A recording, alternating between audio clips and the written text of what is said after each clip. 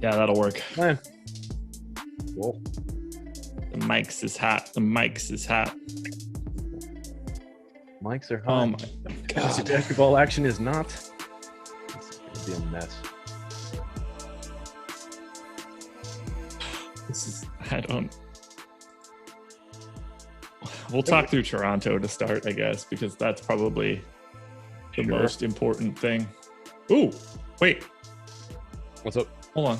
Great work from Mane to win the ball back edge of the brilliant first time finish. 1-0. Woo! 1-1. 1-1, baby. I assume Liverpool. that's soccer. Yeah, Liverpool's on right now. There you go. And we are live. Welcome to NBA Live Before Lock version 1 for today. There will be another one, so keep your eyes peeled for that bad boy. I am Josh Engleman. I am joined by Terry McBride, and we are here to lead us up to the first lock of the day for the NBA, and we are going to have quite the journey over the next 55 minutes. So let's just start here. Hit that like button, subscribe to the channel, hit the notification bell so you know when everything goes live. The like is important. I think we deserve it on a day like today because it is ridiculous. Now, the same way that I normally start. Terry, what's up? What's going on, man? How you doing? We'll see. Day. We'll see in an hour. Yep. Yeah, I'm with you. I woke up, started caffeinating, wrote about baseball for 2 hours, jumped into this, trying to catch up to this slate. Going to be writing about the main slate for the rest of the day after this. It's going to be all over the place. Should be fun.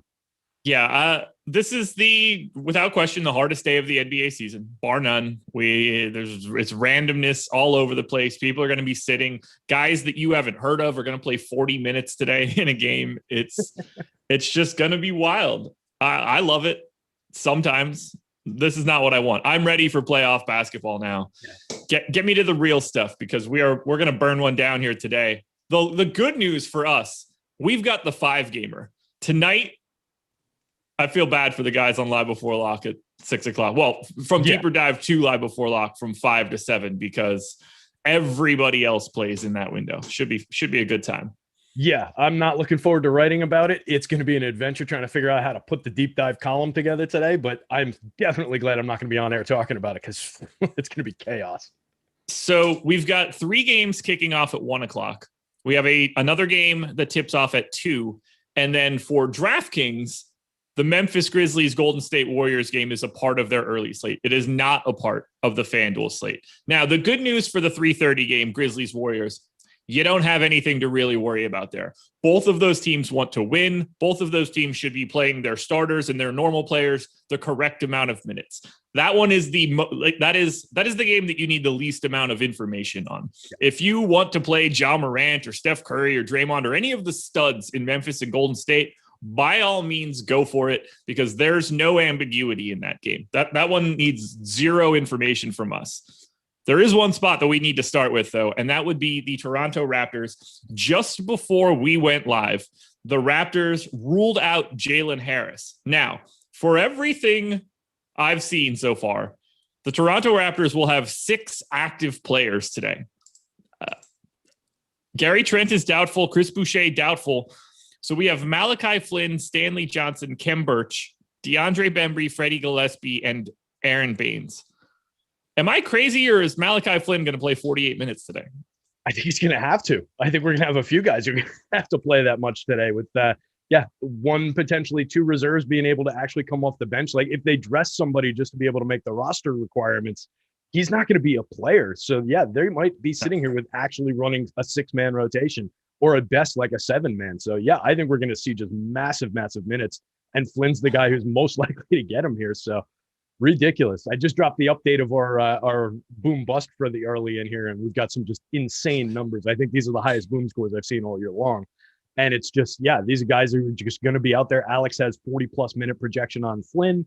He's got 39 on Stanley Johnson. These guys are going to see significant shares, and their prices are fair. Like, if we're talking in terms of who we want to roster, who we want to click in for value in DFS. Okay, here we just got a tweet from Josh Lewenberg. He's a Raptors beat reporter. In Flynn, Bembry, Johnson, Birch, Gillespie, Baines. So that is correct, those 6. I'm expecting, and the way that he has it written up, Gary Trent and Chris Boucher will be active, because you have to have 8 people be active. The expectation, I assume, is that those gentlemen will not be playing today, at which point we have 6 Toronto Raptors going up against the Indiana Pacers. The Pacers are the second fastest team in the league right now.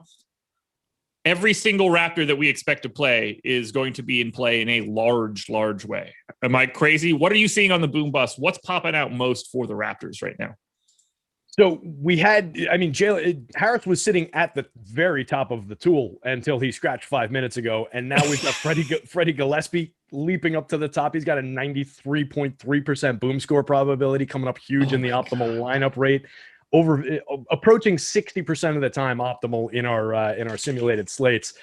It's just an insane spot for these guys. And then you get like Malachi Flynn with that 40-minute projection, pulling up nearly an 80% boom score probability. When we say boom score probability, for the guys that don't know out there, we're talking about 5x plus 10 in our model.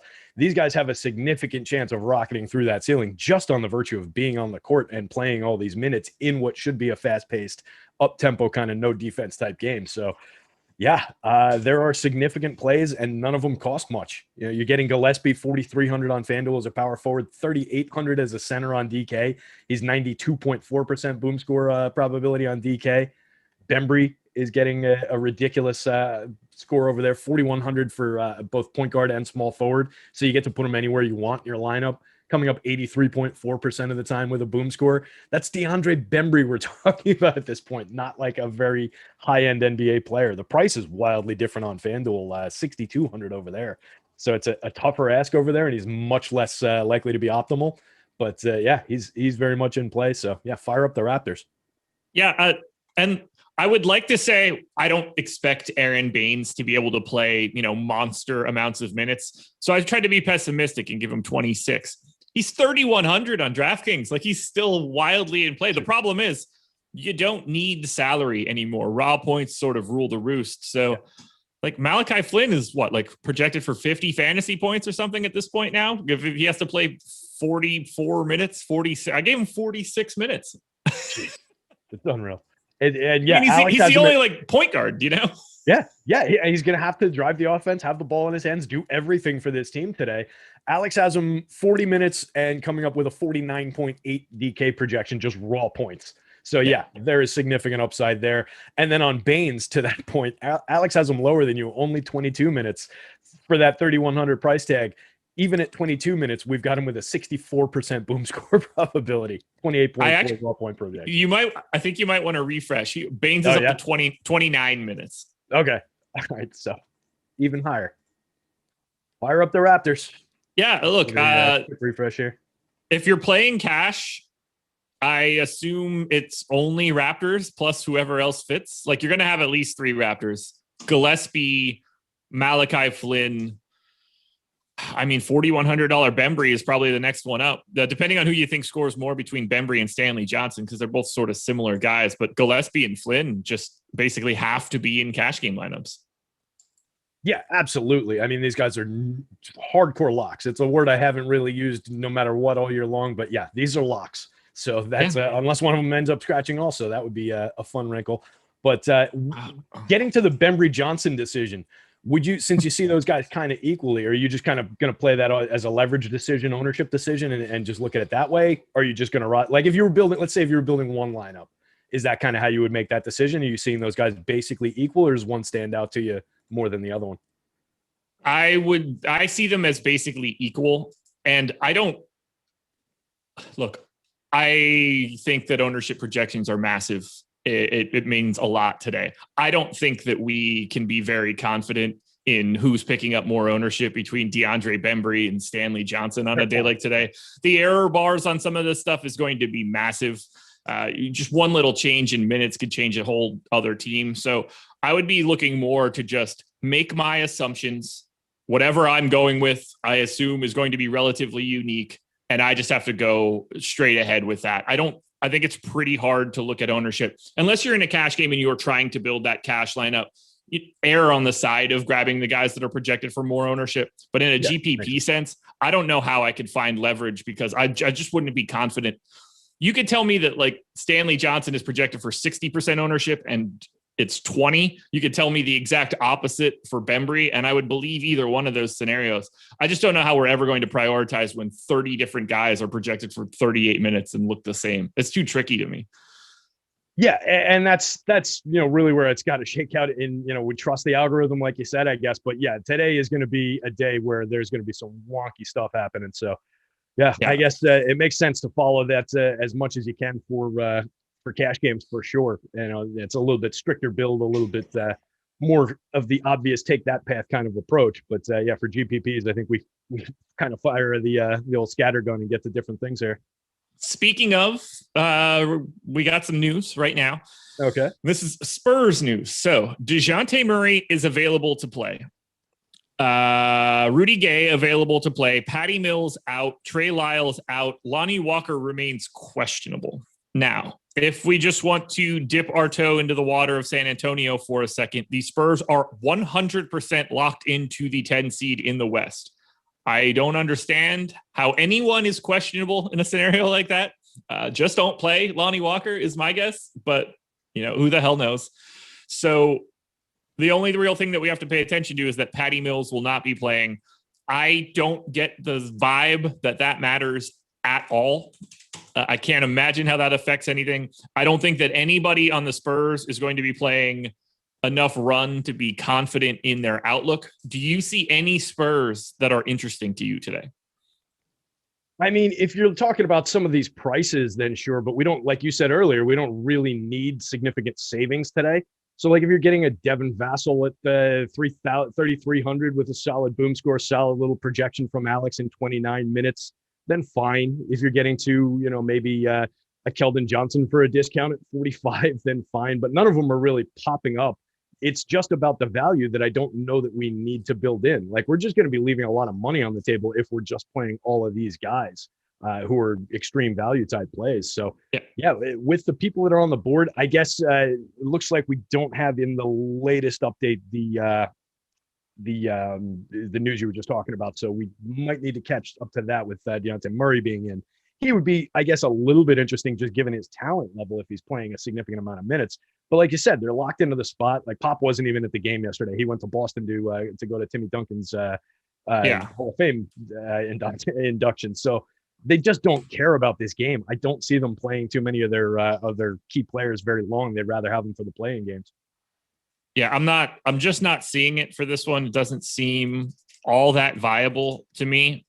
And the big problem here is that we don't have to care about salary today. Raw points are going to matter more than anything. And I don't think that anybody for San Antonio is going to be out there playing enough minutes to matter from a raw point sense. I don't have anybody grading out all that well. I don't really want to advocate for anything from San Antonio. They have literally nothing to play for. The Suns actually do have something to play for. This just screams, San Antonio throws a bunch of crap against the wall, see what sticks. Phoenix closes them out, picks up the win, and goes on to hope that the Jazz lose tonight, I guess. Yeah, and Phoenix, like you said, they're playing for the top seed. So this is an important game for them. They just lit this team up yesterday by like 37 points. So should not be much of a challenge for the Suns to win this game. I think they win this one walking away. And yeah, we'll see a random sampling of Spurs. And you're right, it's probably not going to be enough on either side really to get a reliable amount of raw points. On the Phoenix side, would you be looking at like just a raw scorer like Devin Booker maybe for today and just grab some point scoring potential and just hope to ride that in a game where they light this team up, or like Chris Paul and his regular production? I don't think he's going to be out there for enough minutes, but like, would you be looking in that direction? Yeah, I think Booker, especially on FanDuel at 7,400, that raw point ceiling, if it's going well, would be the lean that I would have. Paul would probably be a close second, but he's a little bit more expensive than Booker there. Then on DraftKings, where Paul is $500 cheaper than Booker, I think that would be my lean. But again, I think it's more likely that we don't see any of those guys playing the fourth quarter. If this game is even mildly uncompetitive, it's just done. There's no incentive for Phoenix to like run them into the ground. You don't get, this isn't like college football where you get extra points for margin of victory and stuff. There's no way in hell if they're up 20 points or 25 points in the fourth quarter that we see Chris Paul out there. So would he be like, if it was not close, but if it was like a little bit close where they're, all right, we don't want to let this get close in the fourth quarter kind of a thing, Paul's the more likely guy who would still come off the court and Booker would be out there, right? Just given the age, the legs, all that. You would think, yeah. Kieran Doyle, can someone list the active Raptors? There's 6 of them, man. There's 6 of them. Oh, this is fun. I do like the Kieran Doyle, fine Irish name, though. Yeah. Gillespie, Flynn, Birch, Bembry, Stanley Johnson, Aaron Baines. Done. I did it without even having to take a breath. Oh, God. I'm running a FanDuel crunch right now just to see like what comes up.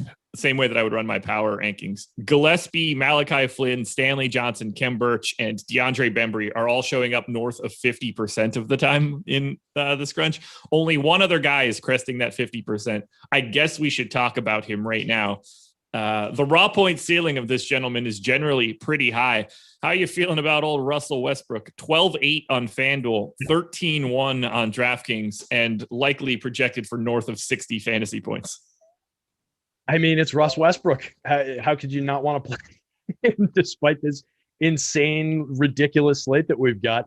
Considering that he's going to be out there, I think we've got. Did we get Beal news? Beal's not playing, right? He may be playing. He's not out. He just finished warming up. By the way, Lonnie Walker will play today. Okay. All right. That was an interesting little wrinkle. So, I mean, I can't expect that he's going to get any significant kind of minutes, though, that would change anything that we said about the Spurs, even when we weren't thinking he was playing, really. So just another guy to kind of throw into the wash there and maybe take potential away from somebody who could have gone for more minutes. Normal starting lineup for the Knicks, by the way. That's not surprising. Like we were saying before the show, Tibbs is going to just run those guys into the ground like he normally would on any regular season night. But they've got something to play for. They want that 4 seed bad. They don't want to slip to 6 and have to play Milwaukee. So definitely an important game for the Knicks. But yeah, I mean, look, you're talking about Russ Westbrook. We've got a 39-minute projection on him. If Beal goes, I guess it takes a little bit off the top. He's ridiculously expensive, but it's not like we don't have the money for him today, given all these value plays that we've got. So yeah, I think we can, kind of, if we're looking for raw point total, like you were saying, there's a guy with 38, 39 triple doubles this year. That's the guy. So yeah, it's no brainer to me. Although Steph Curry, we know he has something to play for. He is available on the DraftKings slate at 10K. I assume he plays 38 minutes if this game stays competitive, 40 potentially, so that they can get into the 8 seed. It's another guy where if you do need to save some money, maybe that extra $3,000 matters. Maybe Russ doesn't need to be out there, because while they are trying to win, and obviously Russ is never played a basketball game where he's not actually trying to win, 61% chance to finishing the 8 seed, 21% in the 9, 19% in the 10. They got a lot up in the air. It's kind of crazy. Yeah. And then there's the, added narrative kind of thing that I would never talk about under normal circumstances. But if Beal plays, potentially takes some of the upside away from Russ. If Beal goes off, then Steph's going to be chasing him for the scoring title. So maybe that leads into Steph having a bigger game. Again, not something that would normally come into my process here, but worth talking about on a ridiculous slate like this. DFS Shockwave with the question: stars and scrubs or balanced? Just balanced, man. Yeah, fire away. Just play. I wouldn't even know how to build a balanced lineup today. No, it's impossible. No, you'd be leaving some of the best overall plays on the. Yeah, it doesn't make sense. Can't do it. Stars and scrubs, guys. That's. Oh my God, today is just insane. All right, so I do want to touch on at least quickly for our schedule for the rest of the day, because we got about 38 minutes to go until lock. 2 more NBA shows coming up at 5 p.m. Eitan and Adam are going to be doing an NBA deeper dive. They're going to go for an hour breaking down tonight's, what the hell is it? 10 gamer? 10, I think. Yeah, 10 gamer. And then tonight, 6 p.m. NBA live before lock, final NBA live before lock of the regular season. Jason and Eric will take you all the way up to 7. And I bet it's going to be absolutely wild. So, there goes my camera again. So be there for that. It's going to be one of those days, man. Going to be one of those days. No free premium content today because it is a Sunday, so I can't push that any further. Chef Sid with the super chat. I just need to know which teams need and want to win and which teams don't really care. I guess we could take a lap through every single team and sort of talk about what their status is. Does that work for you? Yeah, it makes sense. All right. So let me just move this screen around so I have all the playoff odds in front of me. I'm just going to go from start to finish in terms of times, the way that I would normally walk through this. The Boston Celtics are 100% locked into the 7 seed. They have literally no incentive to do anything. So all bets are off when it comes to the Celtics. Any disagreement? No, absolutely. We already know they're sitting several of their key players. Not much motivation to even be competitive in this game. So I think that's pretty much wraps that one. Knicks are double-digit favorites facing Boston. 67% chance to finish in the 4 seed. They could drop as low as 6 if this game happens to go wrong. Yeah. Everything that I could tell, the Knicks want to win this game, clinch home court, and be done with it. Any difference there for you? No, 100%. The Knicks are probably one of the safer teams to roster the players that we've been rostering all season from the Knicks, with good reason. Like I said, Tibbs is going to run them as a normal rotation.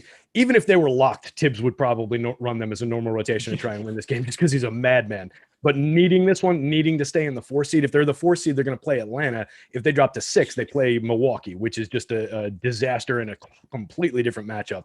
Tibbs wants that first round playoff win, so he wants to get Atlanta here.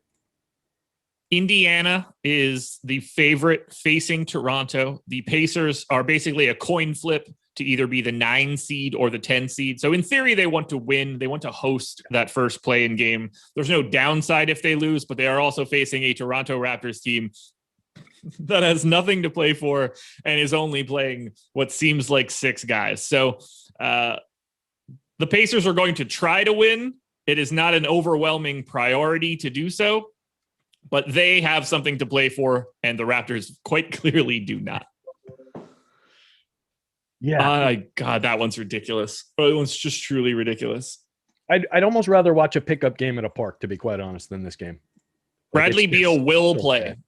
Wow. All right. And he trails Steph by 0.4 of a point in the scoring title race, which I guess they probably care about, and no one on the planet will care about.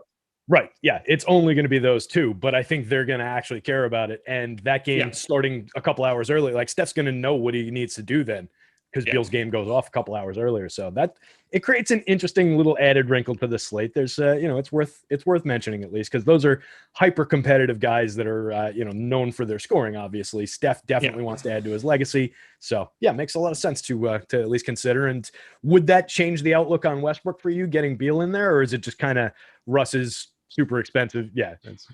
Like he's slightly worse. Obviously the true high is a little bit lower, but it doesn't matter because his raw point ceiling is still bigger than everybody else in the slate. Yeah, I'm with you. Brief break going through these games to hit on another super chat. So it's quick. Jack Perry, hashtag ketchup on eggs. Has Gillespie been playing 4 all year or is rates mainly at center? It doesn't matter. It doesn't matter at all what his rates are. Just play him. You don't have to project him for anything. He's going to play 40 plus minutes. It doesn't matter if they played him at the 1, the 3, the 5. They can make up a new position. It's truly, truly meaningless what any of his rates are today if he plays 40 minutes. Every player in the league is a great play if they're in for 40 minutes, even the ones that suck.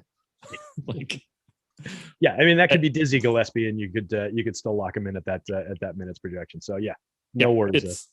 Just don't even worry about it. All right, Hornets and Wizards. This one's a big one. So they're playing each other, and the outcome of this game matters because the winner is going to get, or likely will get, the 8 seed. So they give themselves wiggle room. This probably it's the same situation as Grizzlies Warriors. They are both playing to see who's going to get that 8 seed. Both of those teams could also fall as low as 10, depending on how the rest of this goes. If the Pacers end up winning and there's a mess there. But either way, both the Hornets and the Wizards want to win this game. This one is important for both teams. Yeah, definitely. And we've got, obviously the Wizards side of things we've talked about a little bit, but on the Charlotte side, we've got, a couple interesting players at interesting prices. LaMelo coming in 7,500, Terry Rozier at 74. So there's some pieces in that game for sure that are going to be worthwhile. Cody Zeller is somewhat interesting at only 5,000 on the FanDuel slate, only 44 on the DraftKings slate. That's a relatively cheap center who could be in line for enough minutes to matter at that price. Injury report for the Pacers. Domantas Sabonis will play. Malcolm Brogdon is out, along with Aaron Holiday, Jeremy Lamb, Edmund Sumner, Miles Turner, and TJ Warren. Go ahead and fire up all of your Domantas Sabonis against the Raptors. Don't think twice. He's just a good play today by miles and miles and miles. Yep, easy one there. Superstar type caliber season from him, 1.29 fantasy points per minute across all situations. Going to have to do more against less. I think he could put up a nice raw point total for us at worst, and definitely upside toward that ceiling score. We touched on this one before, but if the Suns win and the Jazz lose, the Suns can clinch the 1 seed. Spurs have absolutely nothing to play for. They are 100% locked into the 10. And then finally, Grizzlies Warriors. Everybody knows the scenario now. Winner gets the 8 seed, loser gets the 9 seed. That's it. That just is what it is. That game, we know exactly what both teams want, and they're both going for it. Yeah. You want that higher seed so that you're not having to win twice in the play-in tournament. Is basically the crux of it. So it's a little weird given who they have to play, right? It's don't they have to play? What is it? I'm just looking for the. What are we looking for? Who they have to play coming out? Who the winner plays? The winner plays the better team, but only has to win once, basically, right? Yeah, the 8 seed plays either the Lakers or Portland, while the loser plays San Antonio, but the loser has to win twice. So it's a wacky little situation there. Yeah. So, and who knows where the Lakers and Blazers piece of that will shake out afterwards. But either way, you only want to have to win once. No team, no matter who you're trying to play. It doesn't matter who's in the 7. You want the 8. It's significantly better odds of moving forward. 100%. Yeah, absolutely. All right, I think we worked our way through there. I guess let's touch a little bit on the Pacers now, since we know the Raptors aren't really participating in this game. We do have Domantas Sabonis. I assume he plays, 36 minutes or more today. Both he and Karis LeVert, to me, are the clear best options from Indiana because, again, we have infinite salary. Those are the guys that have, 40, 50, 60 plus fantasy point upside. Any other thoughts for Indiana against Toronto, or whatever you want to call Toronto today? Yeah, against the Tampa Bay Toronto Raptors, who were not even showing up for this one. I mean, if you want to mix in guys like, Holiday, Dougie McBuckets, even with a little bit of a projection. O'Shea Brissett. Apologies if any of these guys were on the list that you rattled off of guys who were out. I just haven't been able to catch up to that update. But I think some of their role players are going to be in play. Like if you need to offset a little bit of salary in the mid-range, I think you can safely go to some of these guys. They're going to be on the floor, and they're, again, not going to be up against much NBA level competition. So any one of these guys could provide value at that price. It's not really a challenging spot. It's just a matter of, which one is it going to be? Does it? I gotta cut you off. Please, yeah. Anytime. So Phoenix with something to play for. Chris Paul, Devin Booker, both ruled out for rest today. Well, that's strange and unexpected, and wow. All right. Okay, the one spot I thought was going to be like particularly safe. Wow. Wait till the Knicks announce. It doesn't shock me that Chris Paul. Well, it does because there's no way that Chris Paul wanted to sit. But like I expected Devin Booker to play. Mikal Bridges will play limited minutes today. We already know that DeAndre Ayton is out. So Cam Payne is probably going to play like 30 minutes. Yep. He'll become a value play that you can play. I don't know how else to say that. Yeah, it is value play. Yeah, playable value play. There we go. 4,000 on DK for sure. He's going to slot right into that range with the other guys that we talked about now. 55 on FanDuel is differently priced compared to some of those other value plays like the Toronto guys. But I think he'd be on the board, and maybe if a lot of people aren't necessarily going to him, necessarily thinking about it, it would be an interesting way to approach that one. And then you get like, Frank Kaminsky, I guess, is going to pop a little bit there. He was already getting some interesting time. It's not like taking the guards out is going to really completely change things for Frank Tank, but there's just going to be some usage to spread around, some minutes to spread around. So, man, Javon Carter do anything for you? Yeah, I mean Javon Carter, Langston Galloway, Eton Moore, like these are some of the guys that are going to probably show up today playing bigger minutes. Cue the Langston Galloway slate breaker at dead minimum on both sites. Yeah, I mean, Javon Carter, Eton Moore, Langston Galloway, all these guys are flat 3K. Saric is 3,200. Torrey Craig is 3,100. You kind of got to know what the starting lineup's going to be for Phoenix right now, but I would guess Cameron Payne starts at the 1, and he is the guy that you want to look at the most because he's basically a fantasy point per minute guy normally. In these sorts of situations, you want to definitely get to more of the high fantasy point per minute guys that are going to soak up a ton of time. Like we're going to get a lot of different people that are going to play 30 minutes today that don't normally get that. If those guys are like 0.8 guys and there's a bunch of 1 fantasy point per minute guys, err in the side of those 1 fantasy point per minute guys. There's just going to be more upside. Hornets will start Ball, Rozier, McDaniels, Bridges, and Washington. So no Cody Zeller in the starting lineup for the Hornets today. I like, PJ Washington's 7,600 on FanDuel and 7,500 on DraftKings. So I don't like him normally nearly as much as I would have thought.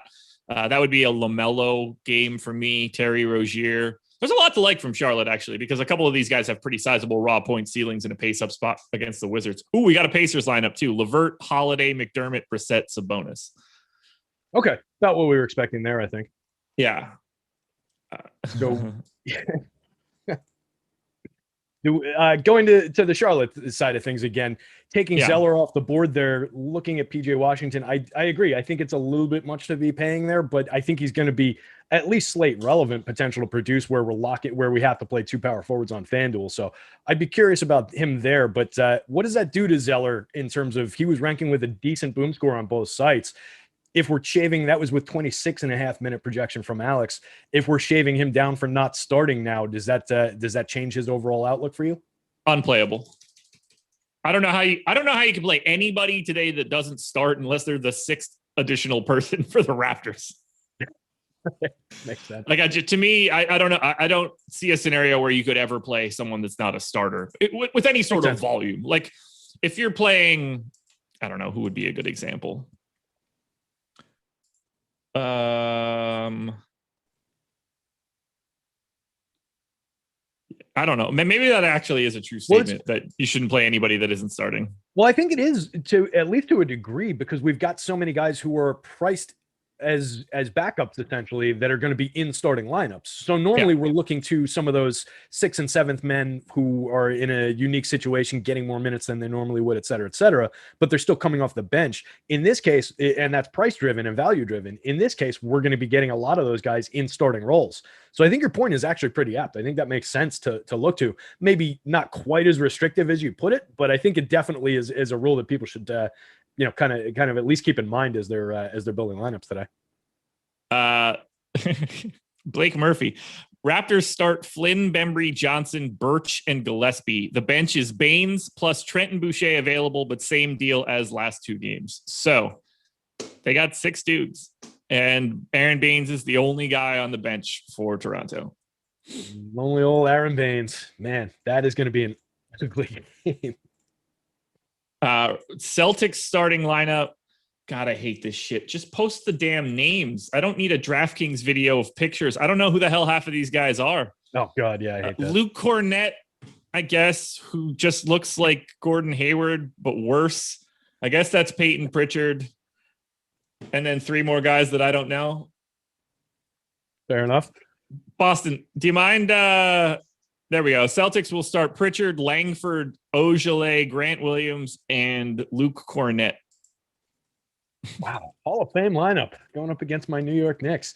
Any of those guys really pop for you? I mean, Cornett gets a nice little boom score from Alex, and actually a fairly solid raw point projection, 0.96 fantasy point per minute producer in his role over all situations this season. So I guess I could see upside, but it is still like the grindy, somewhat slow paced Knicks. Yeah. Is that a spot? Well, let me cut Tremont Waters minutes down a little bit and give those to somebody else that's a different human being. I don't know who that's going to be. What do I give Grant Williams? I'll give Grant Williams a couple more. Oh, good God. What a mess. So I don't find Boston to be all that interesting outside of Luke Cornett. To me, he's the safest guy to get to. Higher fantasy point per minute guy. In theory, starting, so should play more minutes than most. Like Peyton Pritchard for 4,200, I guess, is probably like the second most likely raw scorer out of Boston. I have a very difficult time recommending anything from the Celtics outside of Cornett. Doesn't mean that any of these guys can't be good. Like someone's going to do some scoring, but Boston has nothing to play for. The Knicks do have something to play for, and most of these Boston guys stink. Howell Neto out for the Wizards. Interesting. All right. Yeah, I was going to throw just on the Boston side of things on the Pritchard one. He's interesting to me just because of, he's popped a couple different times this season. I think people know the name, like getting to him more than like a Luke Cornett. So I'm curious to see where the ownership shakes out, not necessarily between those two, just in terms of them playing different positions, but I'm curious to see how much Pritchard ends up popping into people's lineups. He's not the cheapest value priced guy either, particularly on FanDuel, 4,900 over there. So I'm just kind of curious to see how that one shakes out as we get into some public lineups here. Darren Unger with the super chat. Favorite power forward and center on FanDuel. Power forward is Freddie Gillespie. It's not close. He is unquestionably the best power forward option today. I don't think it's possible for anyone to pick anybody else. The only other option to me is either, wait, that can't be right. What's that? I think I typed the wrong number in for Domantas Sabonis in my haste of making changes here. Yeah, I would agree with you on the Gillespie call. That one seems fairly obvious. Yeah, but Gillespie is at the top. Randall and Sabonis are really the only other two major options. Maybe PJ Washington, but Gillespie is the unquestioned top guy. At center, it's got to be Kem Birch, right? Yeah, it's a disaster. Look at it. I mean, I don't even know who else I could actually say it should be. Right, because you don't have Joe Val on this slate. That's what, like, his name's on my board here because he's on the DraftKings thing and the way I put it together. But then I noticed it's a $14,000 salary because I'm using him from the single game slate because he's not available here. So our available centers on FanDuel are Kem Birch, Aaron Baines, Cody Zeller, Kevon Looney, Nerlens Noel, Taco Fall, Gorgie Dang, Drew Eubanks. This is a list of backup centers. Yeah, I have Kem Birch 15 points clear of every other center on FanDuel. So yeah, as do Alex's projections by basically the same margin, about 12 points. 60.5% boom score probability is as of the last update that I did with Kem Birch, which was probably 4 or 5 updates ago at this point. Yes, outstripping everybody. That's basically double the boom score probability of most of the other center options. So just plug and play the front court from Toronto and move on, I think is our answer here. A writer for the Hawks, the Celtics, posted that starting lineup video the same way that I complained, and Kevin Schoonard said, "Can you name all 5?" And I was just like, "No, I can't." And I follow the NBA aggressively every single day. Wizards will start Westbrook, Beal, Bertans, Hachimura, and Len. You're playing Russ and Beal and potentially Rui. I don't really have much interest in anybody else for that team. Bertans would have to score 40 real points. Yeah. Yeah, Rui is the only one who would potentially gain some interest there. He's productive alongside those other two. He kind of just fits in and knows his role pretty well. Bertans has just been atrociously bad all year long, so it's just not really popping for me. 0.71 fantasy point per minute producer. I'd rather go with the guy I trust a little bit more for 5,300. Top 3, this is from Berg Boy, top 3 ranked DraftKings plays for 1 o'clock. Okay. Malachi Flynn, Freddie Gillespie, DeAndre Bembry. There you go. That was easy. Yeah. If you want to make Stanley Johnson be one of those guys, sure. That's fine. Here, I'll give you 5. Malachi Flynn, Freddie Gillespie, DeAndre Bembry, Stanley Johnson, Cam Payne. There you go. All right. Throwing a non-Raptor. I like it. I don't think I've ever seen a team have 6 guys and know they're going to play 6 guys.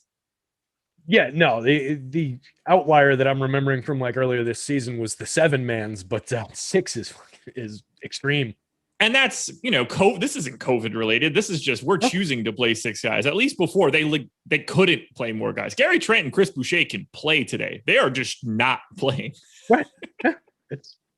Maybe is there any chance that they throw them out there and just like have them stand around, jog up and down the court? Like, it's not like they're playing for anything where it matters. So not that they're going to be fantasy relevant anyway, but yeah, I don't know what they're going to do with 6 guys. Play a lot. Yeah. Play a lot. All right. Let's just take some more questions. What else do I have to plug? Oh, No House Advantage. And I do want to touch on this because they are the presenting sponsor of this show. They've got the 5K slam dunk going today, 2K to first.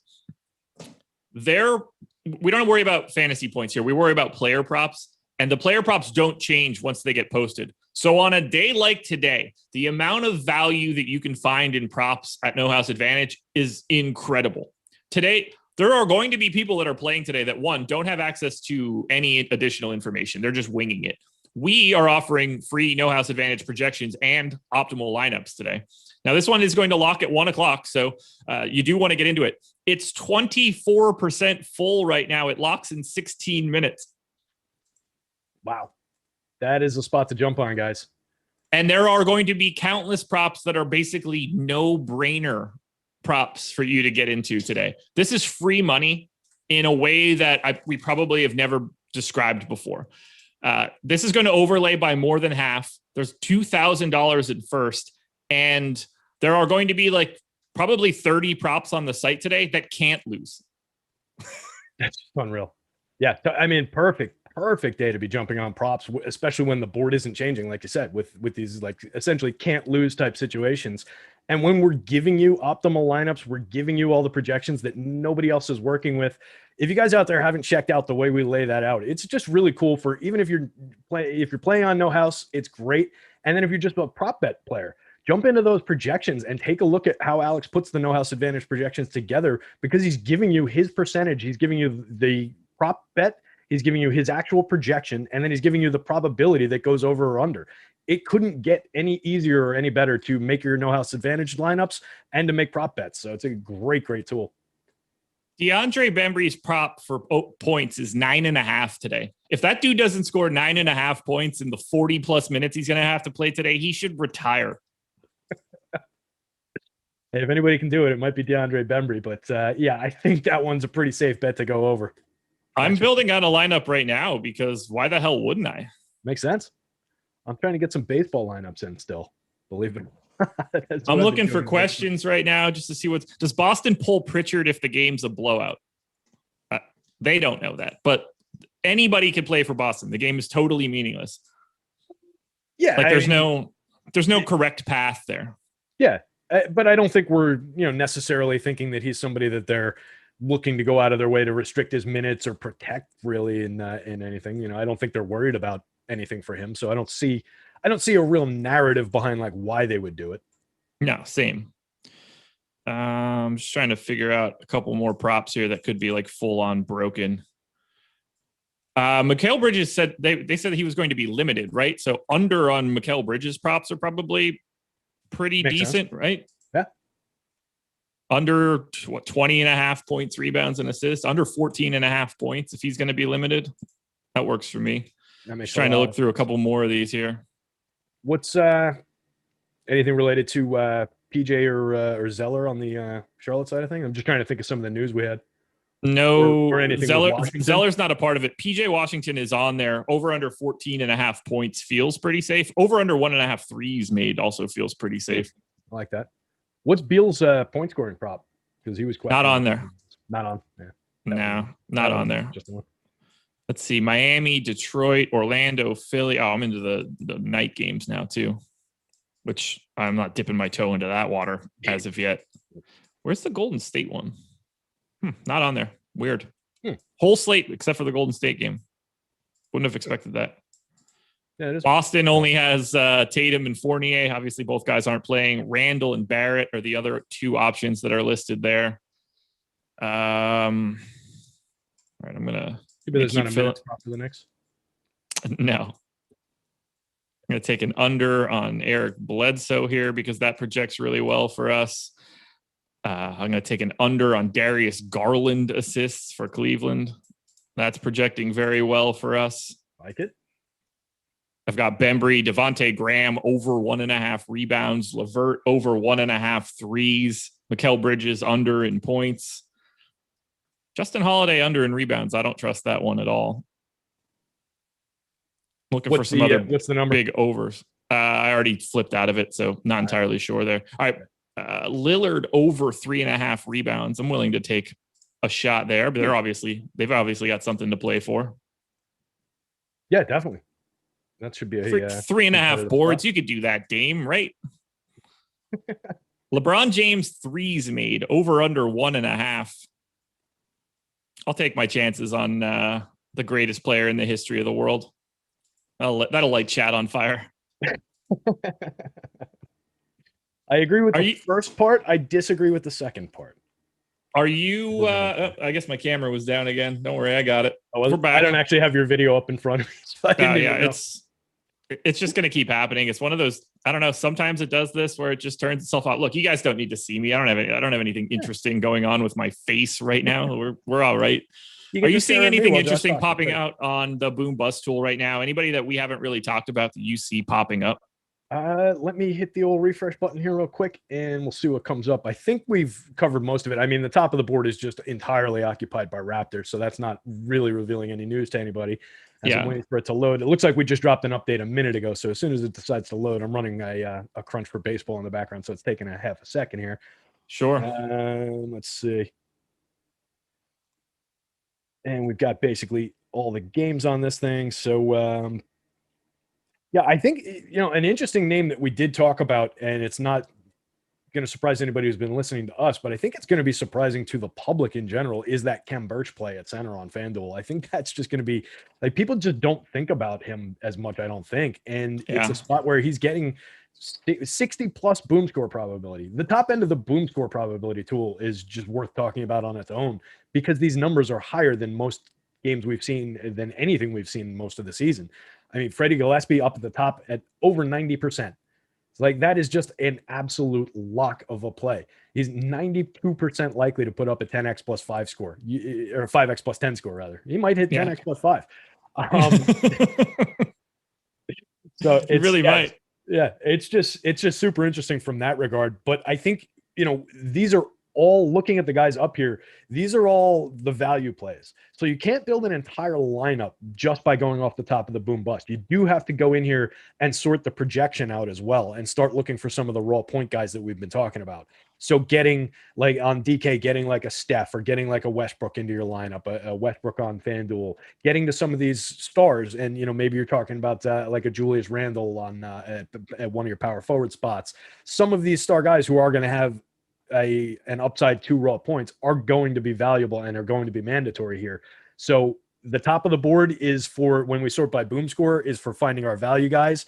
And then you're going to need to get some of those just actual point scorers in here. I'd say Joval for 7,700 looks really good today on DraftKings. Probably plays extended run. Really good matchup for him as well.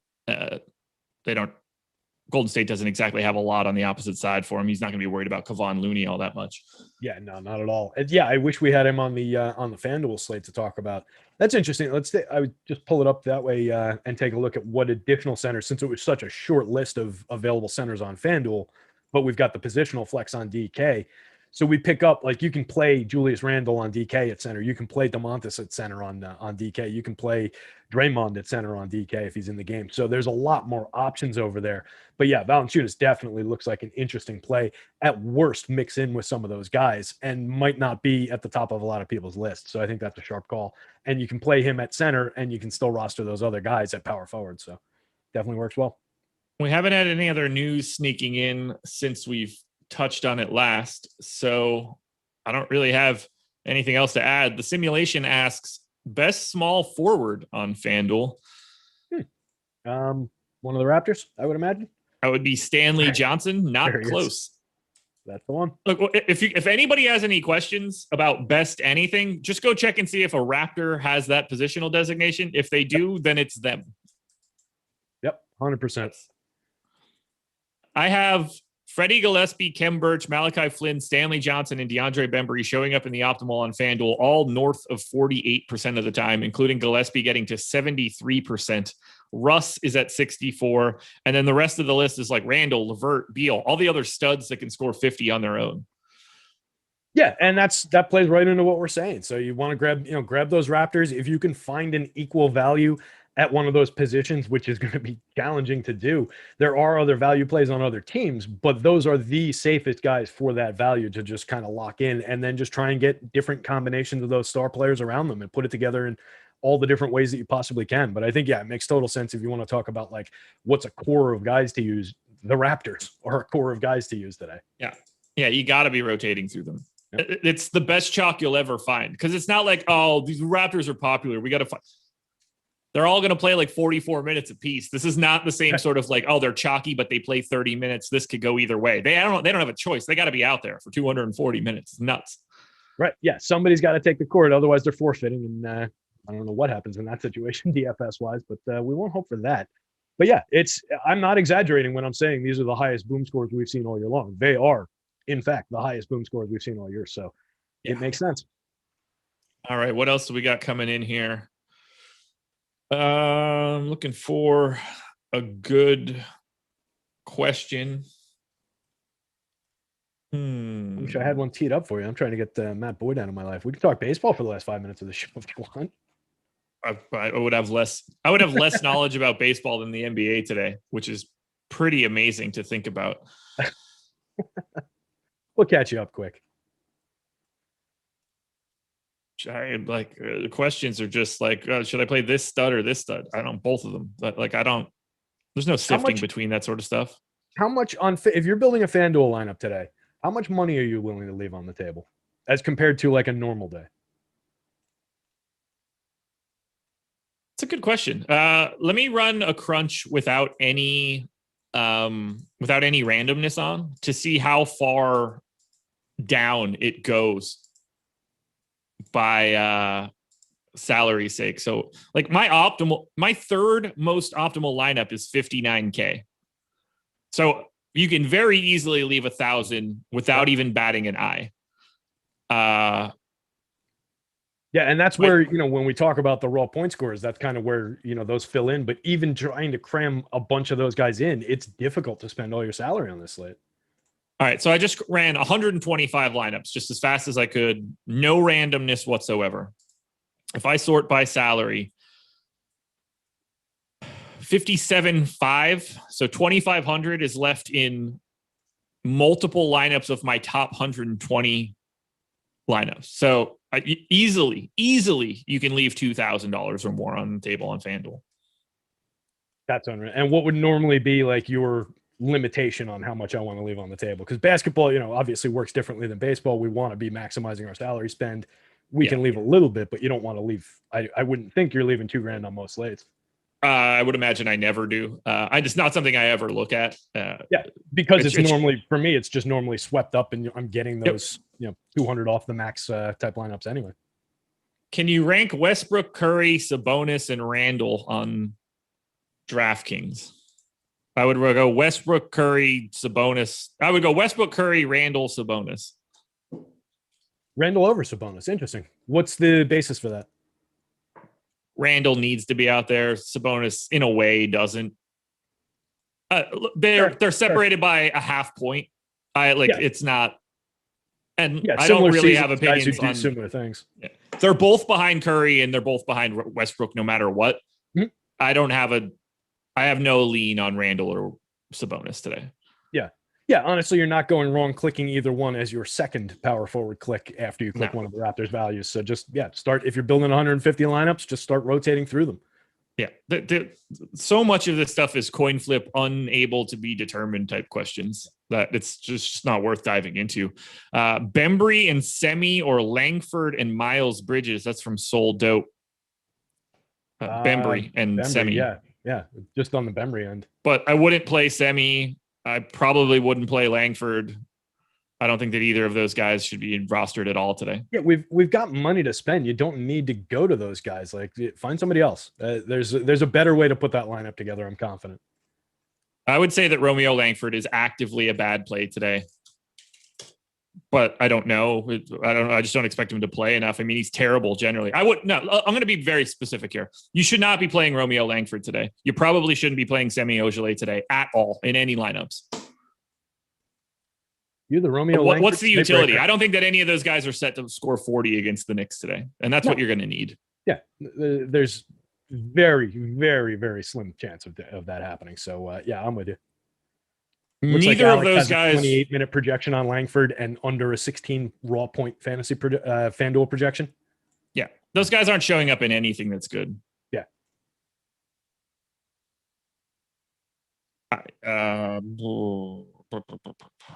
What else do we got here?